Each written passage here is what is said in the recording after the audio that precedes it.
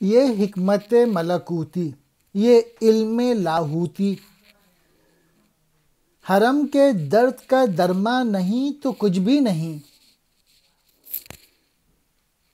یہ ذکر نیم شبی، یہ مراقبے، یہ سرور، تیری خودی کے نگہباں نہیں تو کچھ بھی نہیں۔ علامہ اقبال اس نظم میں ان صوفیہ حضرات کو ایڈریس کر رہے ہیں جو کہ ذکر و فکر کی دنیا میں وقت گزار رہے ہیں، زندگی گزار رہے ہیں، لیکن مسلمانوں کے جو مسائل ہیں، ان کے جو دکھ ہیں، اس کا علاج نہیں کر رہے۔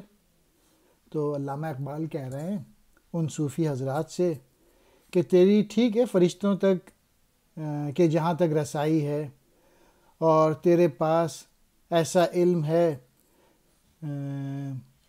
جو کہ لاہوت تک پہنچائے، لیکن اگر یہ مسلمانوں کے دکھ درد کا علاج نہیں کر رہے تو یہ بیکار علم ہے۔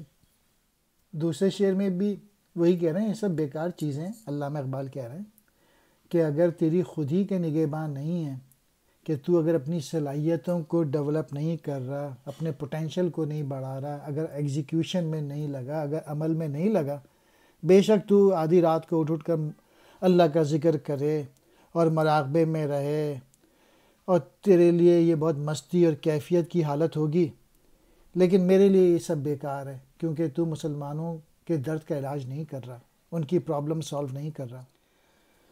تصوف، ایسا علم جو انسان کے دل کی صفائی کرے۔